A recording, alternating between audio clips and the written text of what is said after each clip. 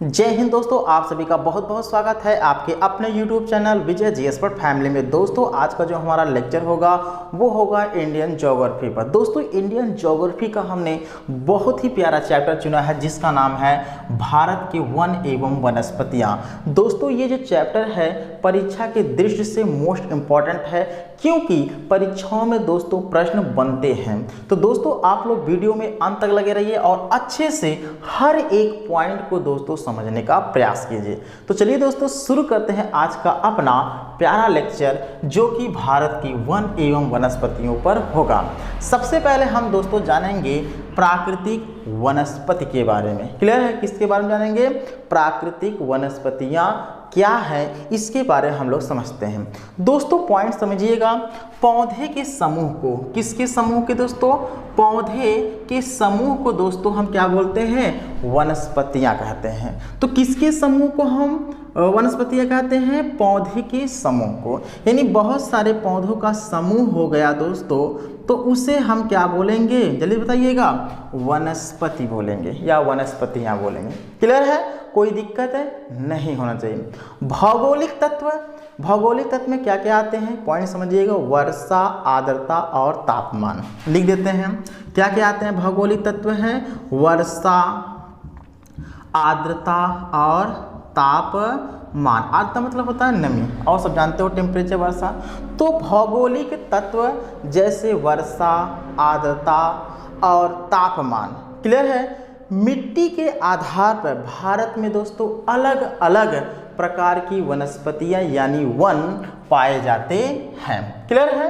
तो भारत में किसके आधार पर? वर्षा, आर्द्रता और तापमान के आधार पर अलग अलग प्रकार की वनस्पतियां यानी वन पाए जाते हैं। क्लियर है? समझ में आया दोस्तों? कोई दिक्कत नहीं होना चाहिए। अब देखिए जहाँ वर्षा अधिक होता है वहाँ के वृक्ष जो होंगे अलग तरीके के देखने को मिलते होंगे, और जहाँ पर दोस्तों नमी ज़्यादा बनी रहती है, वर्षा होती है लेकिन मिट्टी जो होती है नमी ज़्यादा होती है, वहाँ के वन दूसरे क्षेत्र मतलब अलग तरीके के देखने को मिलते हैं। और टेम्परेचर वाले क्षेत्र में जैसे जहाँ पर टेम्परेचर यानी गर्मी ज़्यादा होती है तो वहाँ के वन जो होते हैं अलग ही तरीके के देखने को मिलते हैं। तो हर क्षेत्र में वनों का विस्तार अलग अलग तरीके से हुआ है। क्लियर है दोस्तों? पॉइंट समझ में आ गया है। आइए अब हम नेक्स्ट पॉइंट की तरफ चलते हैं। पहले हम इसको मिटाते हैं और अगली हेडिंग जो होगी हमारी क्या होगी? वो होगी दोस्तों उष्णकटिबंधीय सदाबहार वन के बारे में जानेंगे। तो क्या है हेडिंग? जल्दी बताइएगा। उष्ण कटिबंधीय सदाबहार पर्णपाती वन, पर्णपाती वन। क्लियर है? इसके बारे में दोस्तों हम लोग अभी जानेंगे। क्लियर है?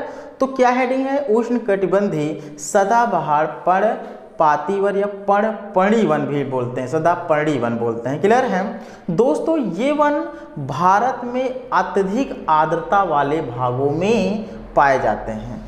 तो ये वन यानी उष्णकटिबंधीय सदाबहार वन जो है कहाँ पाए जाते हैं? जहाँ पर क्या होता है? अत्यधिक आर्द्रता होता है। आर्द्रता माने दोस्तों जहाँ पर सबसे ज़्यादा नमी होती है वहीं पर उष्णकटिबंधीय सदाबहार वन देखने को मिलते हैं। समझ में आया दोस्तों?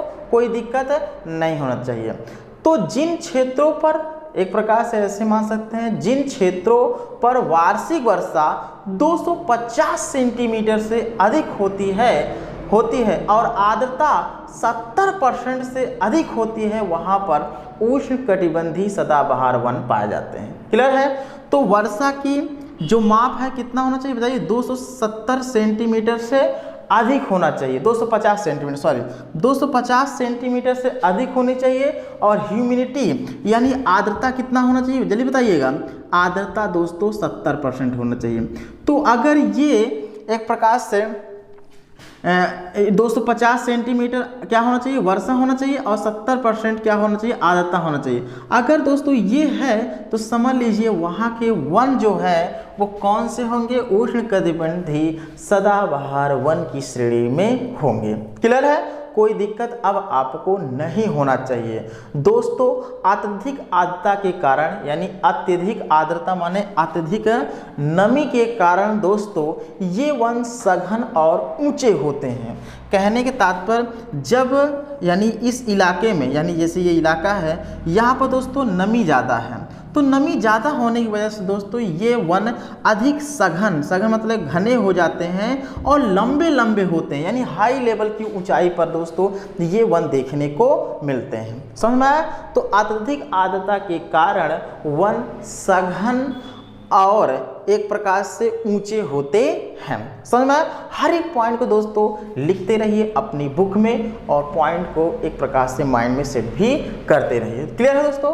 भारत में दोस्तों उष्णकटिबंधीय सदाबहार वन जो है कहाँ कहाँ पाए जाते हैं, जैसे असम हुआ, अरुणाचल प्रदेश हुआ, मेघालय हुआ, मणिपुर हुआ, त्रिपुरा हुआ, अंडमान निकोबार द्वीप समूह हुआ, सह्याद्री क्षेत्र हुए या पश्चिमी घाट यानी और नीलगिरी की पहाड़ियों पर भी दोस्तों कौन से वन पाए जाते हैं, उष्णकटिबंधीय सदाबहार वन पाए जाते हैं। अब कहेंगे ये कहाँ कहाँ पड़ते हैं, आइए हम थोड़ा सा छोटा सा मैप बनाते हैं और उसके बारे में हम लोग समझते हैं। दोस्तों ध्यान दीजिए, ये जैसे हम भारत का मैप थोड़ा बना रहे हैं, हमने बताया था कि हर एक हिंदुस्तानी के माइंड में अपने देश का जो नक्शा है, चाहे जैसा हो, टेढ़ा भी हो चलेगा, लेकिन बनना चाहिए। क्लियर है? देखो मैं भी बना रहा हूँ, क्लियर है? भले ही टेढ़ा जा रहा है लेकिन बन रहा है। क्लियर है?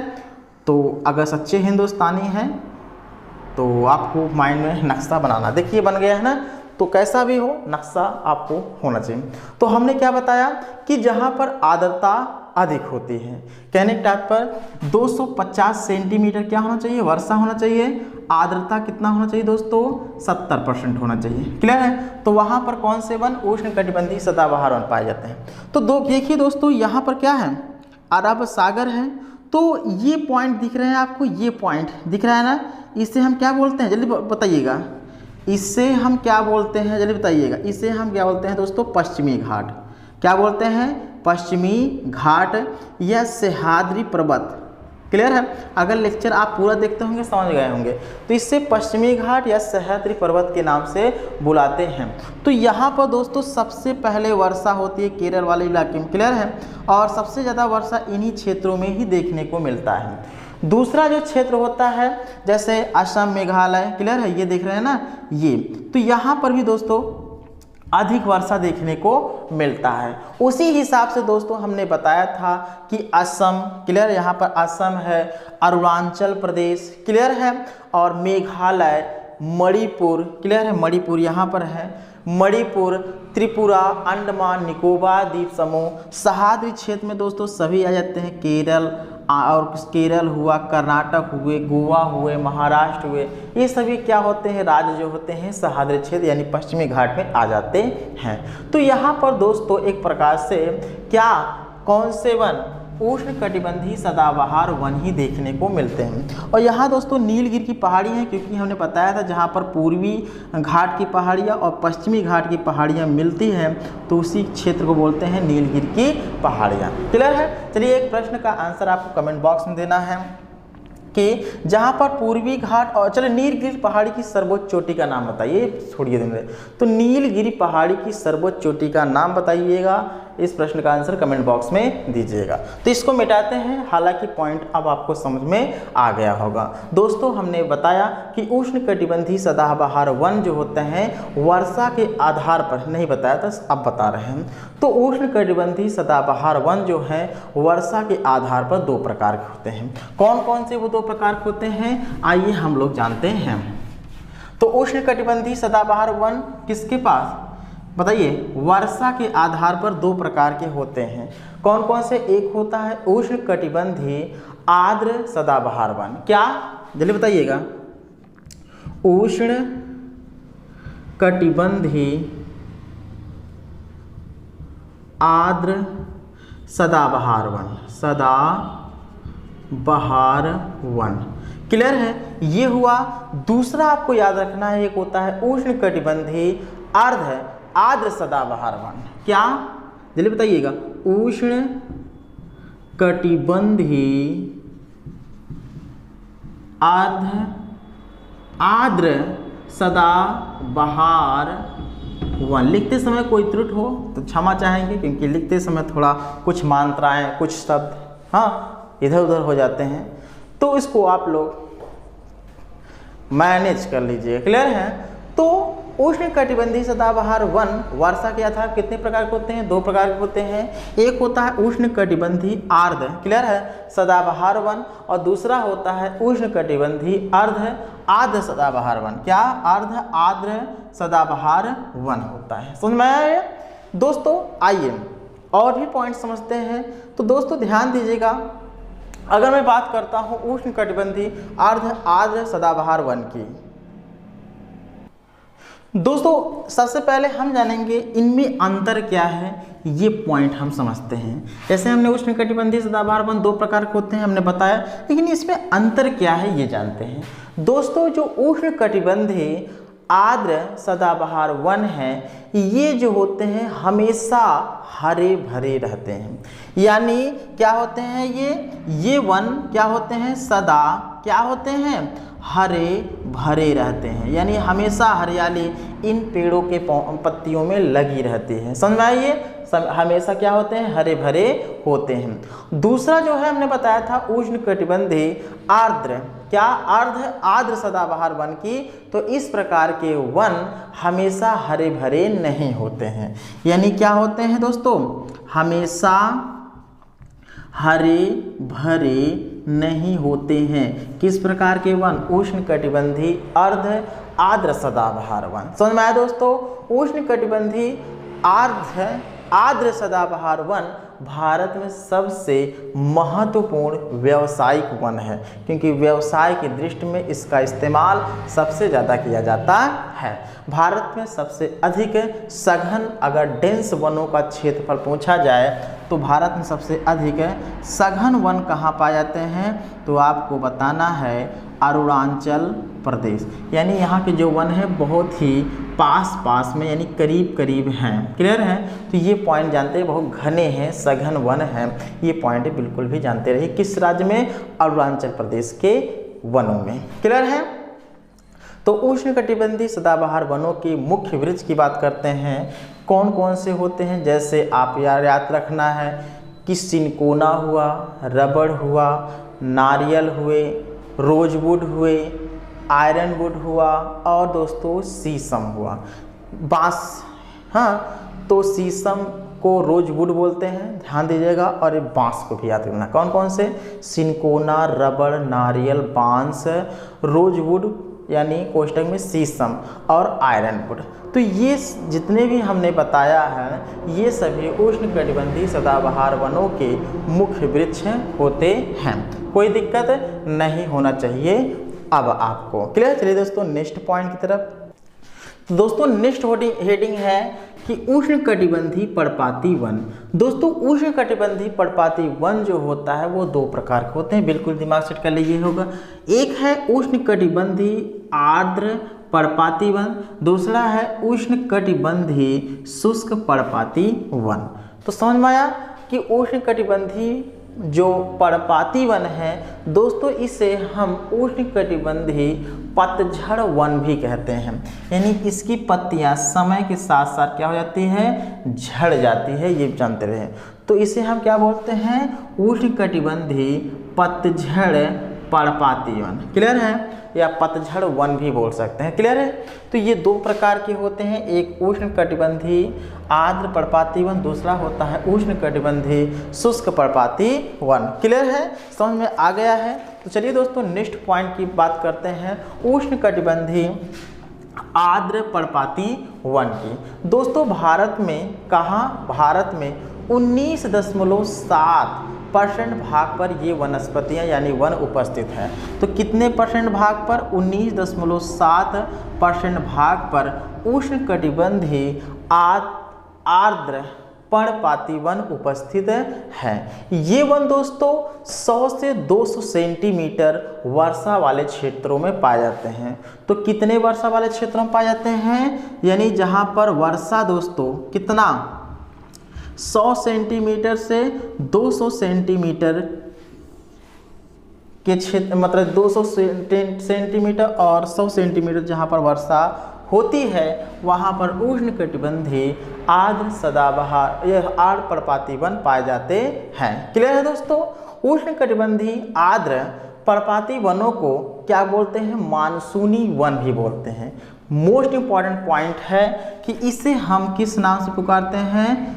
मानसूनी वन के नाम से भी पुकारते हैं। क्लियर है दोस्तों? ये वन पश्चिमी घाट, कहाँ? पश्चिमी घाट की ढलान पर भारत के उत्तरी पूर्वी भाबर एवं तराई क्षेत्रों में पाए जाते हैं।